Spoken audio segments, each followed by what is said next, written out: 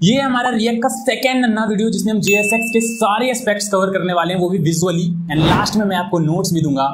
आओ देखो, JSX का फुल फॉर्म होता है जावास्क्रिप्ट XML हमारा, लेकिन ऐसा W3 स्कूल या Geeks for Geeks जैसी साइट्स पे मेंशन है, ऑफिशियल डॉक्यूमेंटेशन में ऐसा कहीं भी नहीं लिख रखा। अब अगर डेफिनेशन की बात करें तो JSX हमारा HTML एंड JS का मिक्सचर होता है, लेकिन अगर ऑफिशियल डॉक्यूमेंटेशन के हिसाब से देखें तो JSX is a syntax extension of JavaScript, यानी कि जावास्क्रिप्ट के सिंटैक्स को कुछ इस तरीके से एक्सटेंड किया गया है जिससे कि हम जावास्क्रिप्ट के अंदर HTML लिख सकते हैं एंड अगेन HTML के अंदर हम जावास्क्रिप्ट लिख सकते हैं। फॉर एग्जांपल .js वाले फाइल में, यानी कि जावास्क्रिप्ट वाले फाइल में आप सिर्फ और सिर्फ जावास्क्रिप्ट ही लिख रहे होते हो, लेकिन वहीं अगर आप .jsx वाली फाइल देखो तो इसमें आप जावास्क्रिप्ट के अंदर HTML लिख सकते हो एंड HTML के अंदर आप अगेन जावास्क्रिप्ट लिख सकते हो। थोड़ा सा डिटेल में समझते हैं इस स्ट्रक्चर को। अगर आप ध्यान से देखो तो ये है हमारा एक फंक्शन, एंड फंक्शन के अंदर हमने यहाँ पे एक वेरिएबल बना रखा है और रिटर्न में हम लोगों ने HTML रिटर्न किया है। एग्जैक्टली हमने HTML लिखा है यहाँ पे। एंड फिर अगर आप ध्यान से ऑब्जर्व करो इस वाले HTML लाइन के अंदर, तो यहाँ पे हमने जावास्क्रिप्ट वेरिएबल इंसर्ट कर रखा है,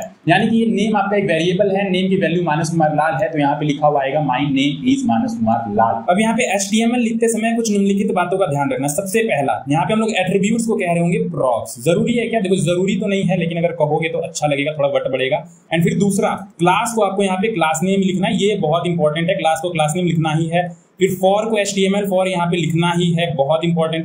फिर अगर आप सेल्फ क्लोजिंग टैग की बात करिए, सिंगल टैग यहाँ पे जो HTML में होते थे जैसे BR HR, ये इमेज टैग भी आपका हुआ करता था, तो ये यहाँ पे आपके सेल्फ क्लोजिंग हो जाएंगे, यानी कि आपको लास्ट में ये डंडी लगाना बहुत इंपॉर्टेंट है, एंड इसको हम लोग बोलते हैं सेल्फ क्लोजिंग टैग। अब HTML के अंदर जावास्क्रिप्ट लिखते समय आपको कुछ निम्नलिखित बातों का ध्यान रखना है। सबसे पहली बात, यहाँ पे जावास्क्रिप्ट लिखने के लिए आपको इस तरीके से कर्ली ब्रेसेस ओपन क्लोज करना है एंड इसके अंदर ही अपना जावास्क्रिप्ट लिखना है, अदरवाइज वो HTML की तरह ट्रीट होगा। दूसरी सबसे इंपॉर्टेंट बात, जावास्क्रिप्ट लिखते समय कुछ लिमिटेशंस हैं, वो आपको फॉलो करनी है।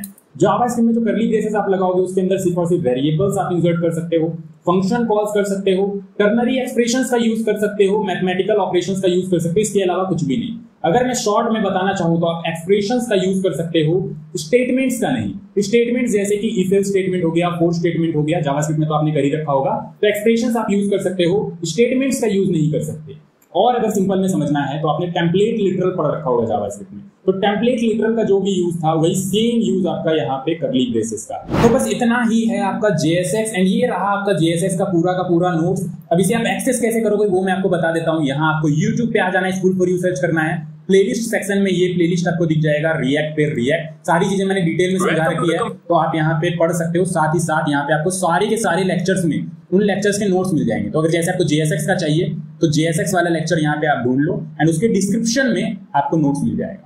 धन्यवाद।